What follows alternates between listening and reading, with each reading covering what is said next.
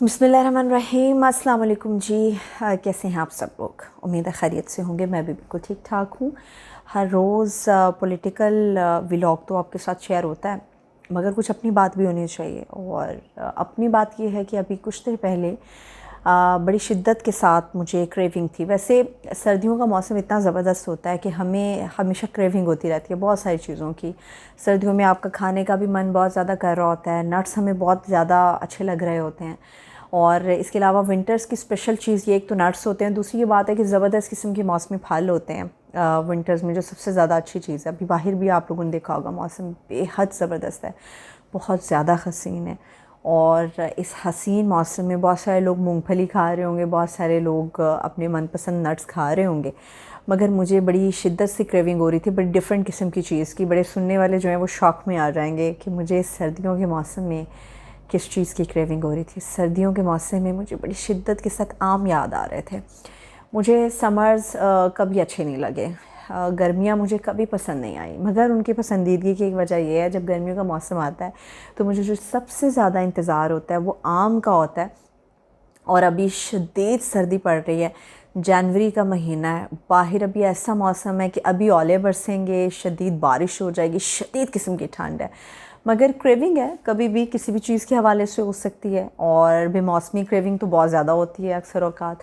तो मेरा बहुत दिल चाह रहा है आम खाने का, और आम इस सीज़न में कहीं भी अवेलेबल नहीं है, एटलीस्ट नॉट इन पाकिस्तान और नॉट इन लाहौर, जिस शहर में मैं इस वक्त मौजूद हूँ। किसी भी बड़े ग्रॉसरी स्टोर पर आप चले जाएं तो आपको आम नहीं मिल सकता। सुनने वाला भी हैरान हो जाएगा और मांगने वाला भी शर्मिंदा हो जाएगा, इसलिए मैंने कहा नहीं। लेकिन वो कहते हैं ना कि ढूंढने से खुदा मिल जाता है, तो फिर मैंने भी सोचा कि क्यों ना तलाश किया जाए कि इस मौसम के अंदर आम कहाँ से मिल सकते हैं।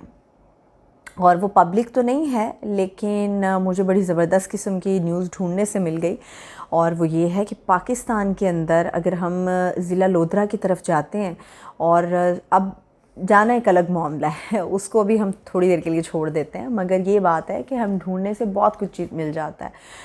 ज़िला लोधरा के करीब है कि मौज़ा गिलानी है, नूर शाह गिलानी गालिबन, और वहाँ पे गिलानी फार्म हाउस है। गिलानी फार्म हाउस के अंदर आप बड़े ज़बरदस्त किस्म का आम खा सकते हैं, बेमौसमी आम खा सकते हैं, और इस आम की किस्म को बारहमासी कहा जाता है।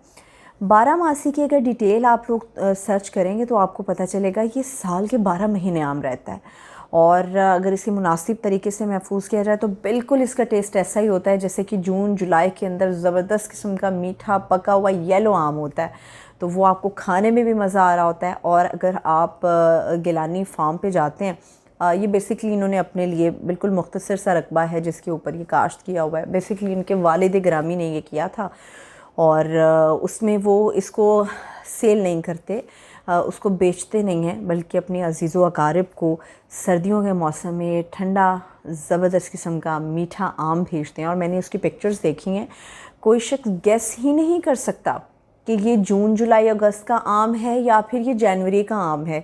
साल में 2 मरतबा इसके ऊपर फूल लगता है, और फूल के बाद डेफिनेटली उसके ऊपर फल लग जाता है।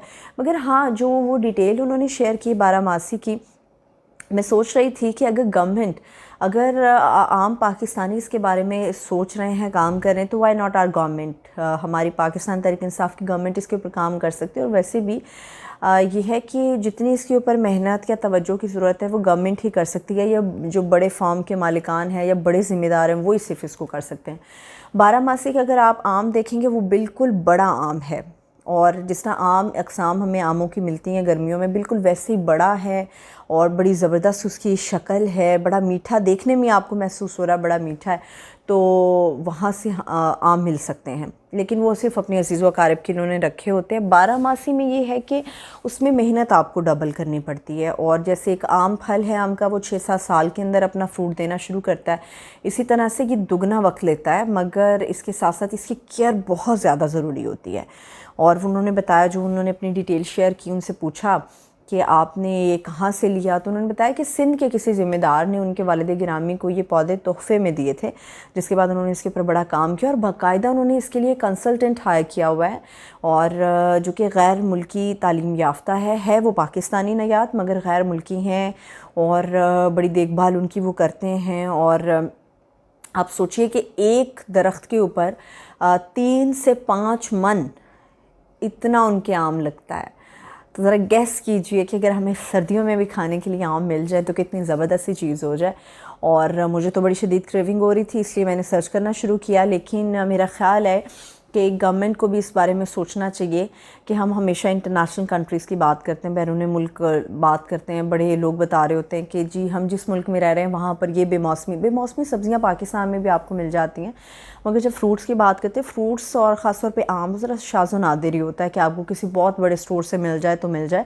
मगर कितना ही ज़बरदस्त हो कि सर्दियों के अंदर आम हो, स्टोर किया हुआ ना हो, बल्कि फ़्रेश उगा हुआ आम हो, तो वो आपको जितना सुनने में मज़ा आ रहा होगा उतना ही मेरा ख़्याल है खाने में भी अच्छा लग रहा होगा। तो मेरी एक चीज़ थी जो मुझे लगा कि मुझे आपके साथ शेयर करनी चाहिए। और अगर आपको भी क्रेविंग हो रही है तो मेरा ख़्याल है कि आप लोगों को फिर ज़िला लोधरा के मौज़ा नूरशाह गिलानी जाना पड़ेगा।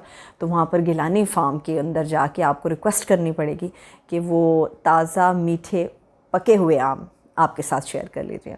तो अपना ख्याल रखें, मुझे इजाज़त दीजिए। खुदा हाफ़िज़।